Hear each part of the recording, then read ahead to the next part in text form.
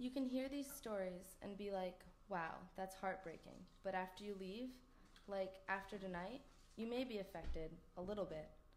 He looks down at his fidgeting fingers as he talks, occasionally glancing up and adjusting his thick black glasses. You won't be profoundly affected, he continues. You won't be changed forever. But if you experience it for yourself, then you would. I scribble in my notebook, won't be profoundly affected. His earnest eyes expect nothing but agreement, but I want to argue with him, to tell them that I am and will be profoundly affected. I want to tell him that just because I haven't seen death with my own eyes like him doesn't mean that I don't lie awake every night, staring at the ceiling, trying to imagine the second that a person stops being a person and starts being whatever they start to be. I want to tell him that he's wrong. My obsession with death is a recent one. I've seen many deaths in my lifetime, attended over a dozen funerals at the ripe young age of 20. I've seen the elderly die when it is their time, 3 of my grandparents, my great aunt, my cousin, several older family friends. I've seen my peers' lives wrenched from them in a mess of shattered glass and twisted metal. I've seen disease destroy bodies that were before virile and healthy. I've read the news on days where hundreds were killed. I've seen films about genocide and read novels in which loved ones are lost forever. I've seen death before. But until this year, those deaths were just things that happened to someone else. It wasn't until this year that I let myself realize that I'm going to die someday too. I guess you could call it a quarter-life crisis. It isn't just the type of, whoa, that's weird feeling that people my age get while listening to the Flaming Lips croon, everyone you know someday will die. It's the sort of crushing terror of death that cannot be shaken. This fear is not unique. In his book, The Denial of Death, Ernest Becker explores the universality of this fear. He claims that society exists to assuage humanity's fear of their own mortality.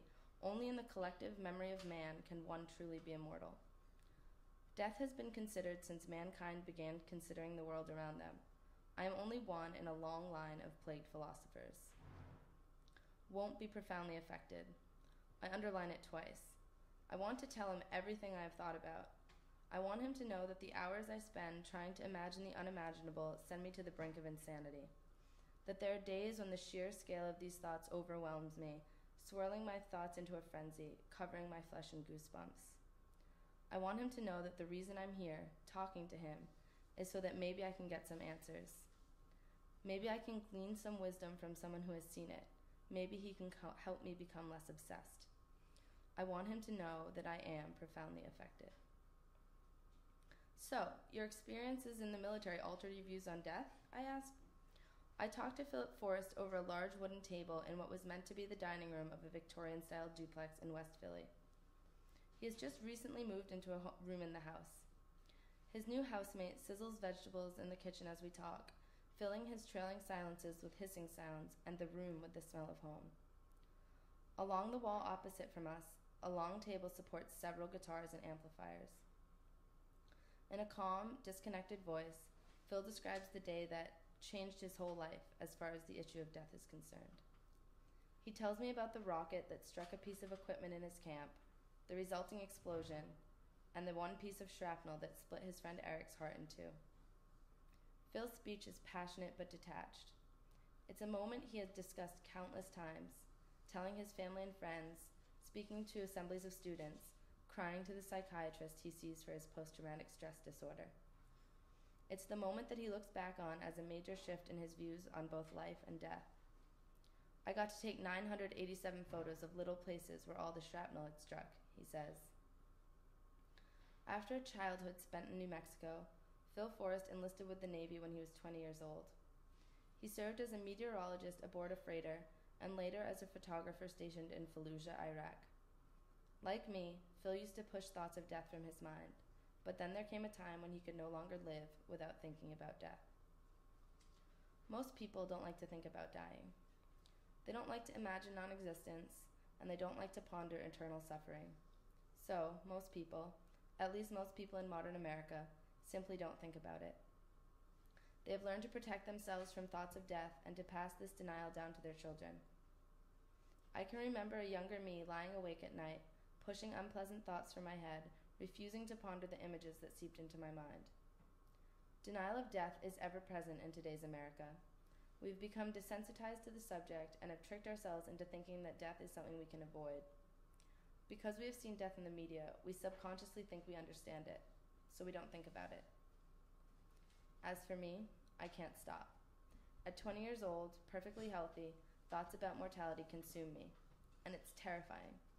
I wonder what it will take to come to terms with this thing that I cannot understand. What is it that renders me and others incapable of accepting the inevitable? Greed? A drive for quantity of life over quality? Is it fear? I know that there are some people who accept and even welcome death.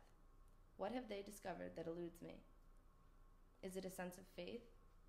A feeling of fulfillment induced by a meaningful life? Or just a weariness of life itself that my 20-year-old spirit cannot comprehend? Phil Forrest has neither this sense of fulfillment nor this emotional fatigue, but he has an understanding of death that I long to grasp, an awareness derived from observation and experience. How do you think we should be viewing death? I ask him. I think we should be exploring it more, inviting it more. His voice is scratchy, somewhat high-pitched. Death is a natural part of life. It's difficult for me to guess Phil's age from his disheveled, sand-colored hair and facial scruff, and his surroundings only add to his agelessness. The deep, richly hued walls, white curtains, and oriental rug in the living room speak of elegant maturity. The lack of furniture, the small folding table on which sits a laptop, and the corner cabinet containing several plush figures from Aqua Teen Hunger Force and a few proudly empty liquor bottles tell a different story. You go out in your garden and you pick a tomato off a vine, and that tomato has just died, he continues. His speech is halting, rising and falling in pitch, wavering between assertive and uncomfortable. Death is just a natural progression of everything.